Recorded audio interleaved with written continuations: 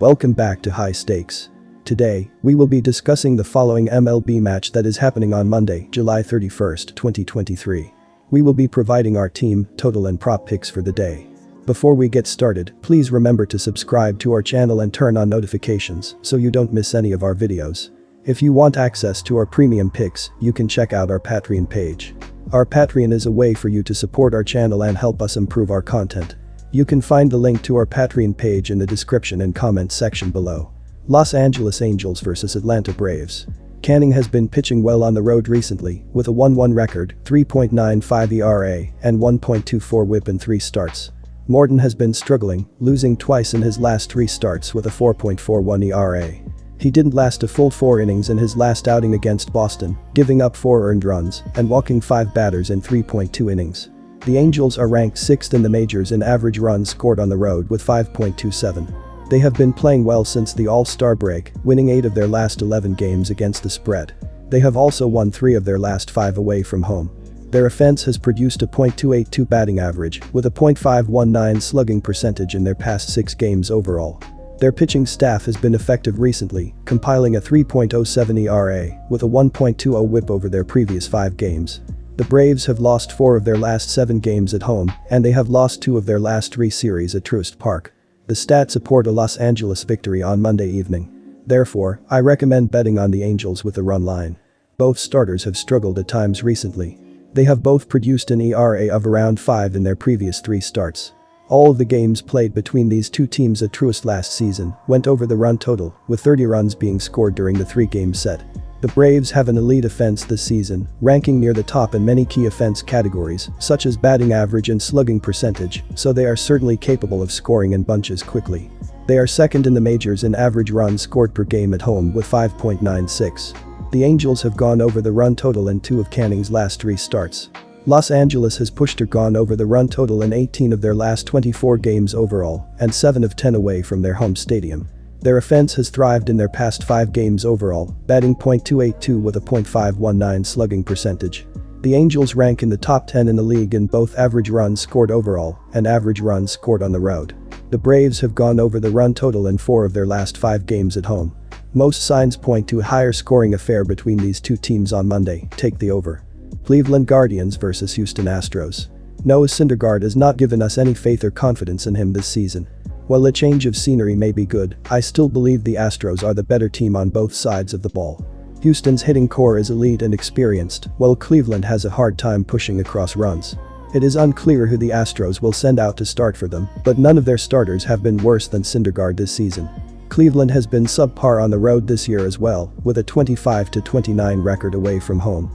I expect the Astros to take care of business at home rather convincingly. Take Houston with the run line.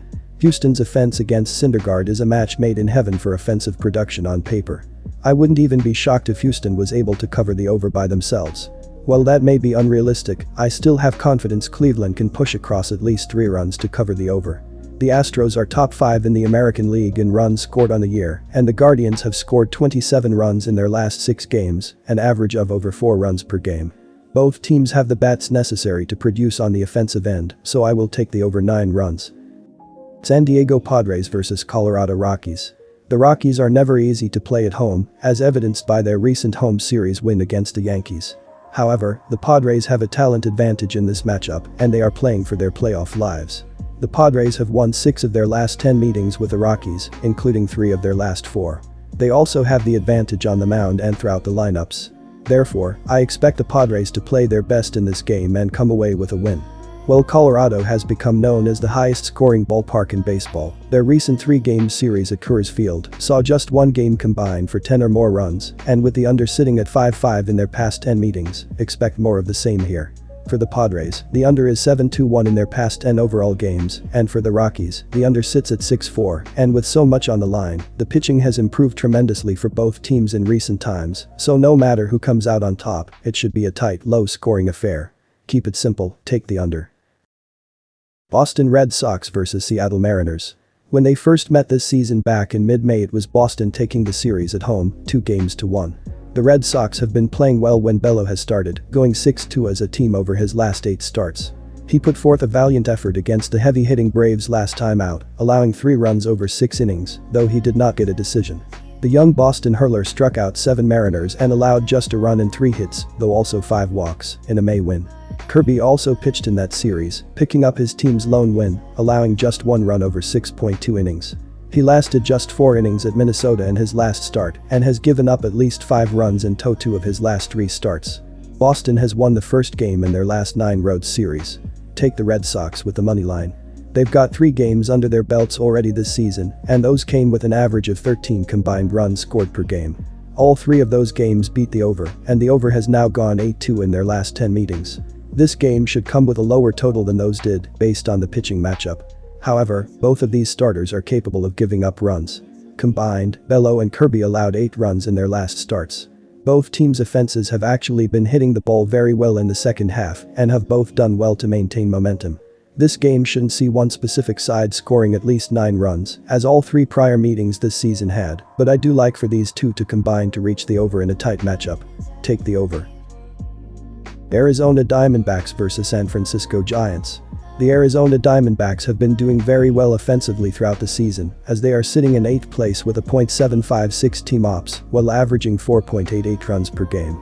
They have been one of the best road hitting teams this year, as they have a .25, 3.32, 4.425 team slash line while scoring 5.4 runs in their 50 road games. Second baseman Ketel Marte has been hitting extremely well, as he has posted a .890 ops with 17 home runs, 55 RBIs, 71 runs scored, and 6 steals on 8 attempts. Ryan Nelson has been brutal this year when looking at his baseball saving page, as he is in the 5th percentile in strikeout percentage, 8th percentile in whiff percentage, 8th percentile in average exit velocity, and 11th percentile in barrel percentage. Nelson has 5 different pitches: fastball, cutter, changeup, slider, curveball, and his changeup has been his best pitch, as hitters have a .180 batting average and a .360 slugging percentage. He faced the Giants twice this season, as he is 1-0 in 11.2 innings and gave up 5 runs on 10 hits with 3 walks and 10 strikeouts. The San Francisco Giants have been a struggling offensive team this season, as they are sitting in 21st place with a .716 team ops while scoring 4.47 runs per game up to this point. This team has been one of the worst teams to hit at home, as in 52 games at Oracle Park this season, they are 26th with a .702 ops while averaging 4.02 runs per game. Third baseman J.D. Davis has been hitting well, as he has a .259, .340, .436 line with 14 homers, 52 RBIs, 42 runs scored, and a stolen base without being caught. The previous 7 starts of these pitchers show a difference in performance. Ryan Nelson has a 3-1 record, 4.39 ERA, and 1.17 whip over 41 innings, while Alex Cobb has a 1-1 record, 3.47 ERA, and 1.40 whip over 36.1 innings. The Giants' offense is also better in scoring position, with a .270 team batting average compared to the Diamondbacks' .249 team batting average.